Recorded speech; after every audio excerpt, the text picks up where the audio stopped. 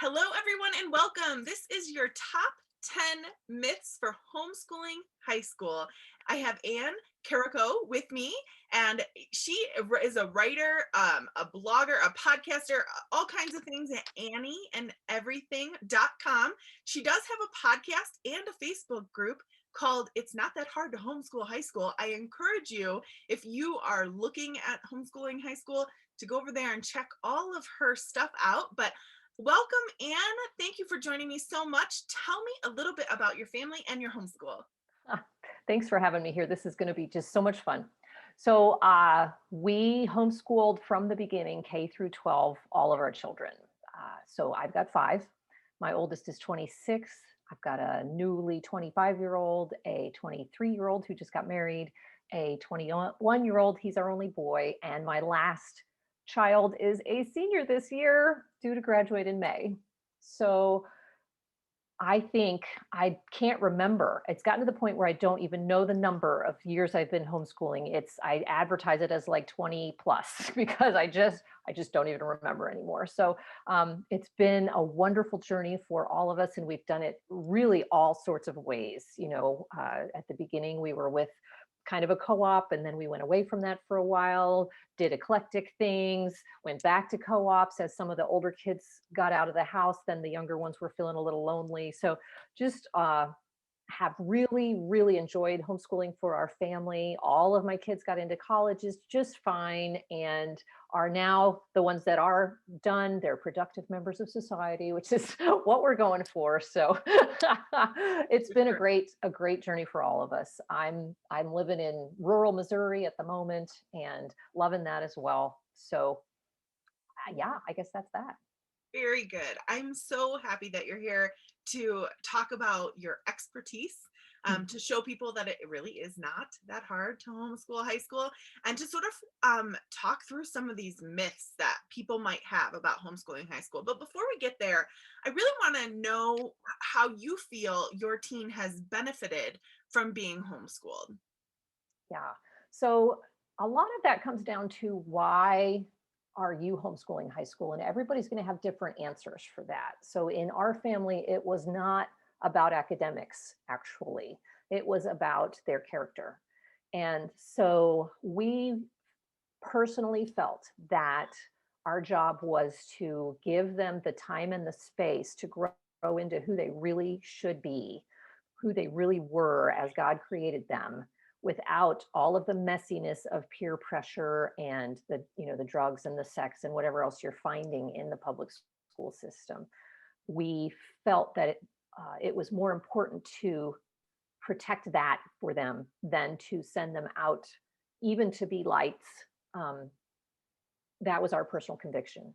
So I do feel like that was met for our family. I do believe my kids have an understanding of who they are, because all of them that have gone on to college and adult life have been very unique individuals, and they haven't compromised that for anybody.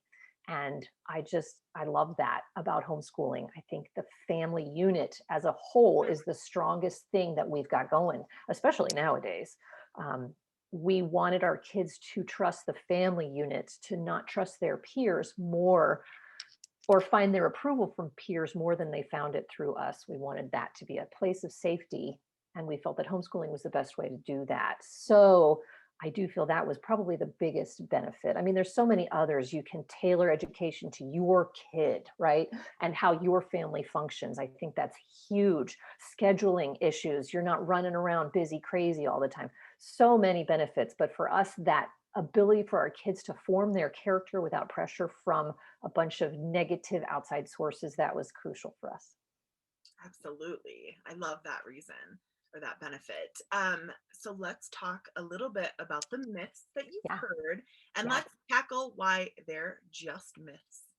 Yes, and I love this as a topic because myths is a great word for it. There are so many of them out there. And to be honest with you, that is the whole reason I started my blog, was because I heard them out there and I knew they weren't true. And nobody was saying that. Nobody was talking about high school and all the things that people were trying to do and put these weights they were putting themselves under that are just so not true. So yeah, let's talk about them. I have a list. So The first myth a lot of people believe is that they can't homeschool high school at all. They're like, yeah, I can handle up through 8th grade, no problem, but high school, I just can't do it. And I'm here to tell you that anybody can. In fact, the tagline on my website is homeschooling high school for real people, because all of us real people, as ordinary people, we don't have to be Rhodes Scholars to be able to homeschool high school. Everybody can. Frankly, if I can do it, anybody can, right? So I believe that anybody can do it. I believe that anybody can do it well. It's really, that's why I named my Facebook group and my podcast what I did. It's really not that hard. And as we tackle these other myths, I hope that that will become more evident. One thing I wanted to say there, though, is if you have already been homeschooling, it's really not that different from what you've already been doing. And if you haven't been homeschooling, it's not as big of a deal as you might be led to believe. So again, yeah, let's go through the rest of these, and I'm hoping that will help. Yeah. So another very common myth is when we're thinking about high school courses like calculus or chemistry. I can't teach that. No, you might not be able to teach that, but the point here is you probably won't have to. There are so many ways, alternative ways to have your kid be instructed in these more difficult subjects. There are online courses galore these days. I started homeschooling high school in 2007, fall of 2007. So you can bet that there were not the resources out there that there are today. So many great online courses and resources that walk your kid through everything step by step. Another option is independent learning, having your kids start to teach these subjects to themselves, which I highly recommend. I got a lot of, excuse me, a lot of resources about that on my blog. And as well, something to think about, especially when you're talking about calculus and some of these really high level things, it might not even be required. Your kid might not have to do that at all. So that's something we'll talk more about later when we talk about what really is required for homeschooling high school. I never took a calculus class ever. Right? Right. So, yeah.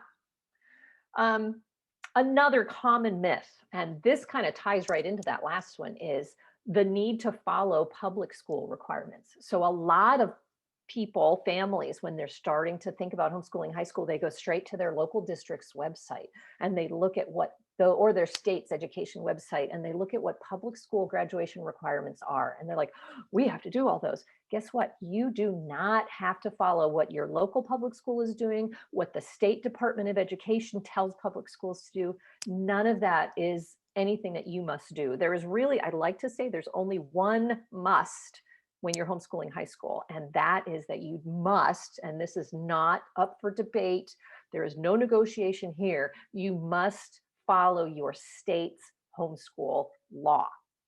But beyond that, you have the freedom to do pretty much whatever you want to do and however you want to do it. And in most states, the homeschool law for high school is very little difference from the homeschool law from elementary and middle school, if any difference at all. There are a handful of states that do specify certain requirements for high school. It is just a handful, a couple that come to mind are Pennsylvania and New York. So if you're in those states, it's definitely something to be sure that you understand, but it still will not in any way equate the public school requirements, will not be nearly as difficult as the public school requirements. You don't have to follow the public school requirements. Some people want to as a guide. I say don't even do that because it's just a recipe for intimidation and burnout. So just make sure you know your state's homeschool law and follow that. That's all you have to do. And I think that's really crucial to know from the beginning. Yeah, very good. And this next myth, can you get your homeschooler into college? The myth would be, I don't think homeschoolers can get into college. Total lie, really. All 5 of mine have gotten into several colleges apiece. Being a homeschooler does not detract from that at all. Colleges are looking a lot at test scores, although that's changing now, so that's exciting. They're looking at GPA on your transcript. We'll talk about transcripts in a minute. Those are the things they're looking at.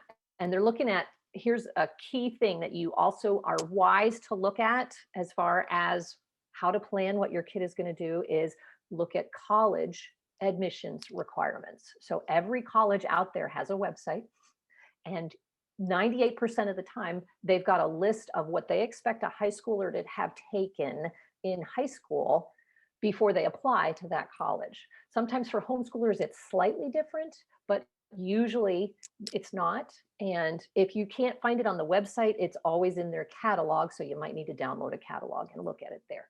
But that's the next step is first you've identified what your state homeschool law is, then look at college requirements and see if you can get a feel for kind of a general idea.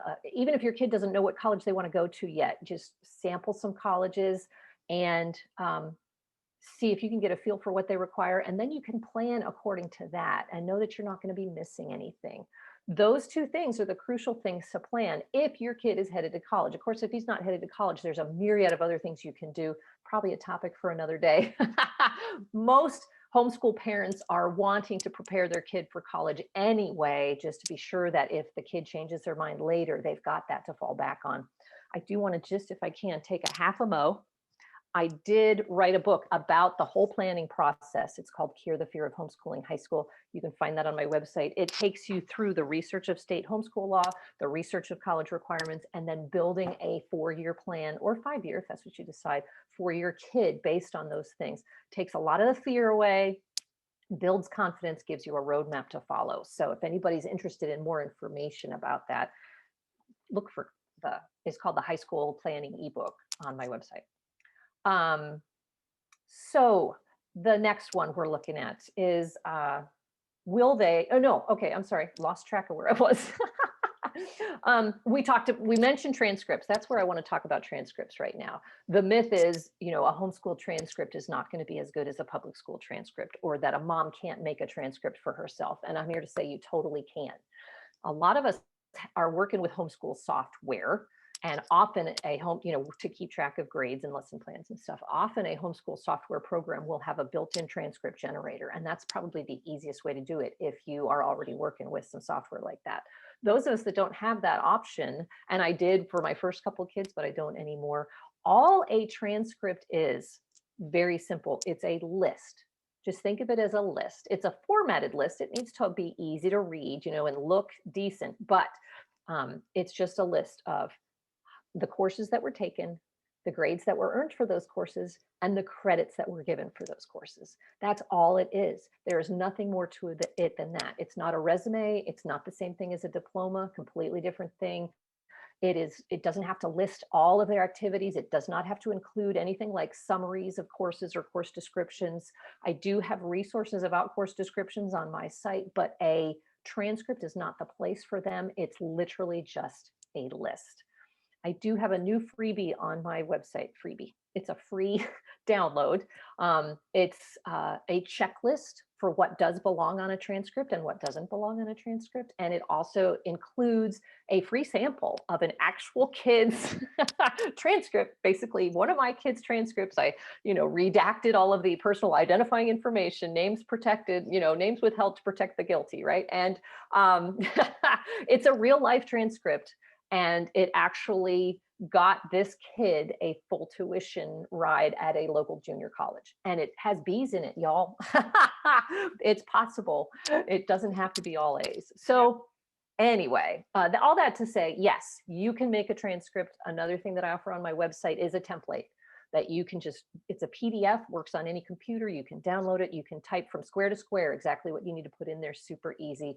So it is possible, and they are accepted at colleges all over the place. Those are great resources. Yes, thank you for sharing them. That's excellent. If you are concerned about transcripts, that is where to go. We also have some additional resources on Sonlight's website. I don't know the exact website, but between the two of them, you should be able to confidently build a transcript for sure. Awesome. Yes, love it. Yes, you can. And however you want to do it is fine. There's no one right way to format a transcript. So whichever one jives with you is the one you want to go with, the one that's easiest for you to work with.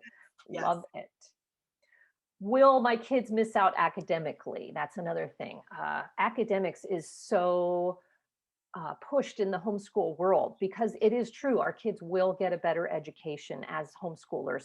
And I think that's true across the board, even through high school.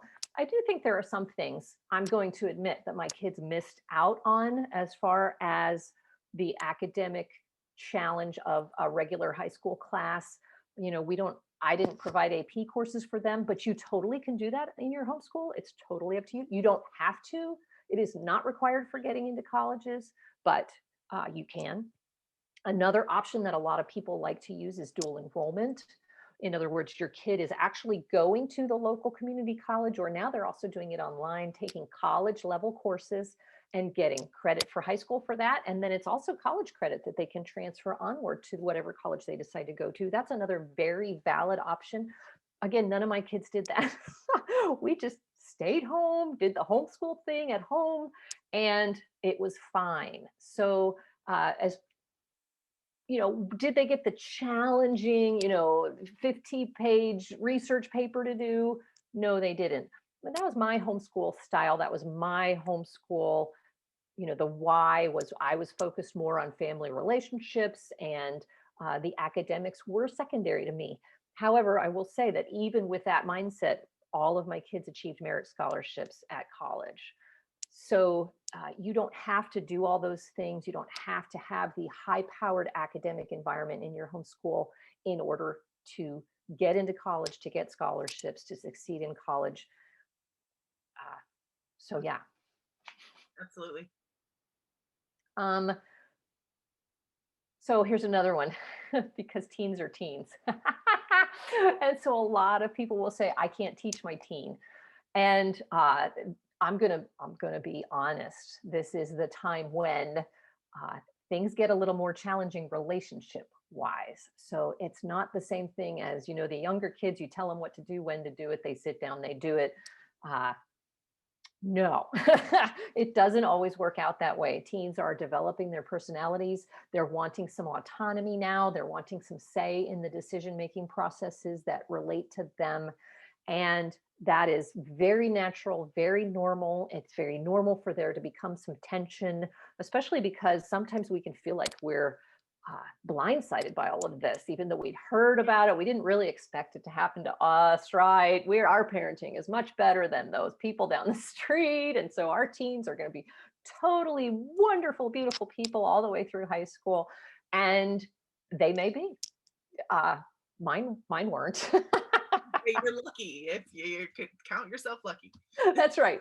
That's right. But I will say that the relationship does go through its ups and downs, but that is the thing we need to focus on as one of the reasons we're homeschooling through high school, is to keep that relationship working and vibrant, and as best we can, right? And that, okay, I had more thoughts. Let me see what I said. Yes, sorry about that. We want to work with our teens. We want to dialogue with them about things like requirements and curriculum. Which curriculum do they want to use? Give them a selection of 2 or 3 and let them choose which one. Don't be so quick to be making all the decisions for them. Give them some autonomy in their schedule. Do they like to stay up late? If they're working and being diligent, why not? If they want to sleep in, teens need a lot of sleep. Their bodies are changing so fast. Their emotions are going haywire. They're using up a lot of energy every single day. They need more sleep. Let them sleep in. That's my personal opinion. Every family is going to be different. But as far as you can't teach your teen, well, we discussed a little bit earlier that there's lots of ways to farm things out so that you're not the one actually teaching. But the other thing to remember is that no agenda, no plan, no curriculum is worth damaging, possibly burning bridges with your teen as far as the relationship goes. So always keep that in the forefront, that the relationship with the teen trumps all of these other secondary considerations. And then I think you'll find that getting through the high school years really is not that bad, and that you can guide your teen through them. Not going to be perfect, not always going to be easy, but it doesn't have to be that hard. I have a preteen, and so I watched. Right. I'm like, oh, what is that? That's Yeah. new, Yeah. And so I'm just like watching it all start. But Sometimes it feels like they have forgotten every single thing we taught them and trained into them when they were younger. Honestly, like, you teach them to pick up their stuff, and then all of a sudden their stuff is lying around everywhere again. And you're like, okay, this was not what I thought was going to happen. And it's just so normal, teens just need more dialoguing. It's a lot more dialoguing, a lot more give and take, so that they can understand where you're coming from and you can understand where they're coming from. Yeah. And They it's want to be nice to, heard. yeah, it is nice to have someone who's like, can you make lunch for your brother and your sister? Yes. Yeah. Yes. Can you Such watch a me benefit. run to the store? Yeah. Like, Yeah. oh, okay. Yeah. There's a little Definitely. freedom there that, I try to give her a little bit of her own freedom so I can, Uh-huh. 'cause she's Yeah. some of mine. So, Definitely, definitely. And actually, I'm going to skip over kind of towards the bottom of the list because that segues right into I don't have time to homeschool my teen. Yes, you do, because you're going to, so much more time is going to be created for you. If you're doing things like teaching them how to learn independently or farming some of these things out, you're not sitting with your teen, you know, from 9 to 5 every day, working through every subject with them. In fact, I don't recommend it. I do think by junior or senior year, they should be working mostly on their own. That is my best piece of advice, because that's what's going to prepare them for the college situation. When they go to college, that professor is not going to be like, oh, you look like you have a question. No, they're going to have to take the initiative and ask the question. And that college professor is not going to be make sure that they're turning everything in on time and that they know what the syllabus says. None of that is going to happen in college. They're responsible for all of that. So give them the opportunity to learn that at home by you stepping back. And that's going to free you up, and it's going to give them a safe place to make the mistakes that anybody is bound to make when they're starting something new, such as having control over their day and their assignments and getting them in on time, and learning what needs to be learned in order to take that test in a timely fashion. And all of that is great skill. That's going to, as you're stepping back, that's going to free up your time considerably, plus all the other things that you were mentioning, Stephanie, such as, hey, now here's somebody who, once they've got their driver's license, they can run to the store for you, or they can watch the littler kids for you, or they can make dinner and get credit for it. How's that? Right? So lots of things going on there. Yes, you'll have time. You'll even probably have more time when you have a high schooler in the house. So that's really fun. and I want to say that for Sonlight, when you're doing the high school levels, there's a parent guide and there's also a student guide. So Right? your student, if using Sonlight, would go through their own guide, and you Mhm. have all the answers in your guide. They don't, but you're just basically they're checking boxes just like you would be if you're teaching those younger grades. They're doing the same over here. So, Yeah, yeah. It's like you're their coach. A coach sends, my daughter plays softball. The coach sends the softball team out onto the field. He doesn't tell them how to handle the ball on every play, right? They have to make those decisions for themselves and live or die by the results. yeah. So, and learn from the mistakes. So, and then they come back in, he's coaching, he's there for questions, but it's not, you are doing everything I tell you to at every second. And, um, that's how they learn and grow. So it's a cool thing. Yeah, absolutely. So a lot of people think, in fact, I had a conversation one day. Okay, a lot of people think that all of the extra stuff that is provided at high school, extracurricular activities, sports, all that stuff, that their kids are going to miss out on all that stuff if they homeschool them. And I did have had a conversation with a lady one time who found out I was homeschooling my teens, and she said, well, I put my kids in public school because I didn't want them to lack opportunities. You know, and I had to bite my tongue because, and I wrote a blog post about it as well. That's how I vented my spleen, as they say, right? So your kids may be missing out on opportunities that are provided at the public school, but most of those opportunities can be replicated in some way. So my teen who played violin, there was a community youth orchestra that she got involved in. My kids that played sports, we played travel ball. As far as things like speech and debate, theater, there are all sorts of opportunities in the community for those things to happen.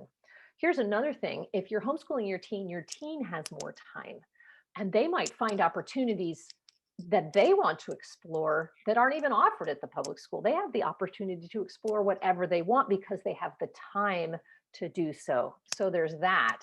And then also we have to weigh the negative opportunities that are present at the public school. Yeah. Do we want our kids to have those opportunities, right? And I always felt like protecting them from all of those influences and opportunities, if you will, was better, especially when I could replicate just about everything else in our own fashion in a way that suited our family, that we weren't tied to somebody else's schedule. So they're not going to miss out. They'll have the opportunity to explore what they want to explore, and in just different ways. It's different, not Yeah, worse. for sure. We always talk about how you can like really deep dive Yeah, if they are loving a certain author, if they're wanting to learn to cook, if like all those things that they might find that they enjoy as a hobby, that also could be a job when they're older. right? They get Yes. they get time where they don't necessarily get that stuff. Yeah. And here's a key opportunity that my younger two kids had. They were able to work Oh yeah, 20 plus hours a week because they were homeschooled as teens. So they were able to save up money for college. They were able to build lots of great customer service skills and learn to submit to their employer, so many different things that they learned as a result of that, they could never have done that if they were going to the public school. So it's, absolutely. so let's talk about scholarships. Am I on number 10? I think I went through 10. Let me just take a quick Um, glimpse here. yeah, I think yeah, I think you are on number 10. Okay. And actually, there was one other thing. Did I talk about homeschoolers getting into college? I did talk about checking the requirements. Okay. Yes. But there was one other thing I wanted to, and that'll segue into this one too, because the last one is, how do your kids get scholarships? So here's the thing. Colleges are your best source for scholarships. When your kid submits their application to college, the college will evaluate that application. And if that application merits a scholarship, they will offer it at the exact same time that they grant the acceptance. So all of my kids would receive a letter of acceptance from a school, and in there was a certificate or a letter saying, congratulations, you've also been awarded not only this acceptance, but this scholarship for X dollars per year. They base that mostly on, well, in the past, they have based that mostly on your test scores from your ACT, your SAT. The CLT is new on the scene. That's another one that lots of colleges are accepting right now. They are kind of changing out of that. I've been hearing things like the GPA is becoming more important.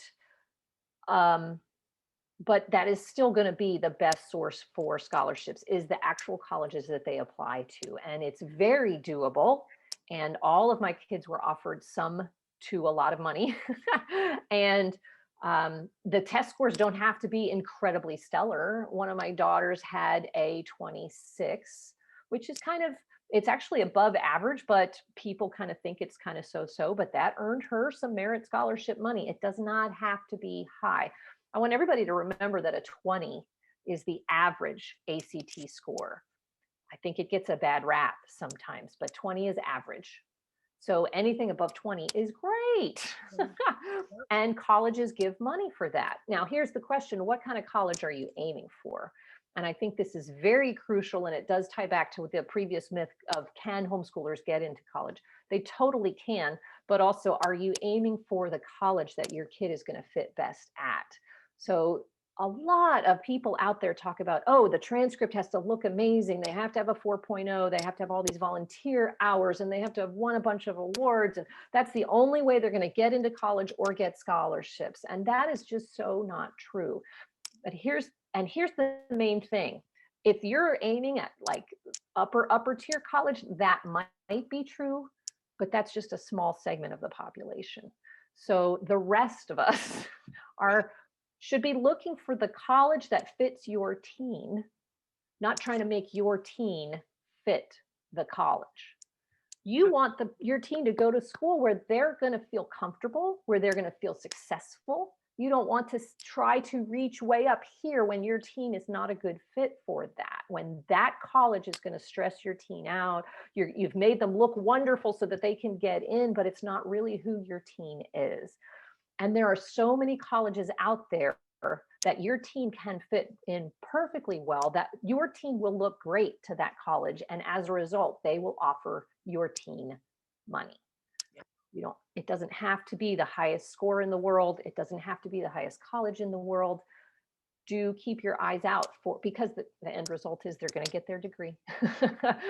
They're going to move on, and so I always encourage people, don't put so much pressure on yourself. There are plenty of schools out there that your teen is going to look great to, no matter who your teen is.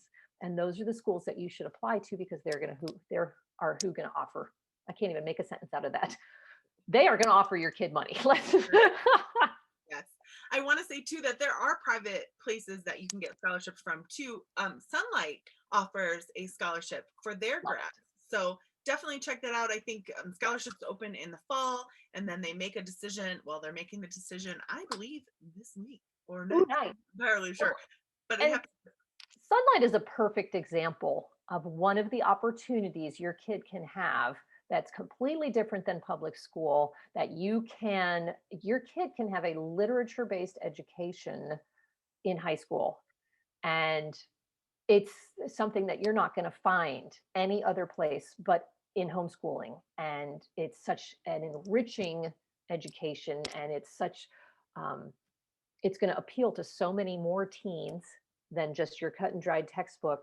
So that's a perfect example of the type of thing that homeschooling can be, when we get rid of all these myths that we are supposed to do it a certain way, and we look at all of the options that we have. Absolutely.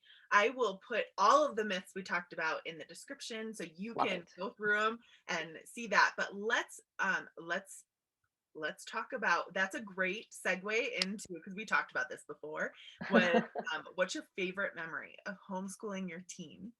So I'm one of those funny people who I have short-term memory, but not long-term memory. So I actually don't have a lot of specific memories, and it kills me. But there is one that really stands out, and it's just a small little moment. And I have to believe that there were lots more of these, right? I was walking past my daughter's bedroom one day, and I heard the door was open. That was incidentally a rule in our house, is if they were in their bedroom, the door had to be open. And if there was a computer in the bedroom, the monitor had to face the door, so that we could always see what was going on, right? And obviously, unless they were changing clothes or what. Yeah. Anyway, that's neither here nor there. So point is, she was lying on her bed reading as I was walking by, and I heard her laugh out loud. So I was curious. I stuck my head in to find out what she was reading. Turns out it was Shakespeare. My daughter was reading Shakespeare and laughing out loud at it, because it was one of his comedies. It was a funny moment. She got it. She laughed out loud.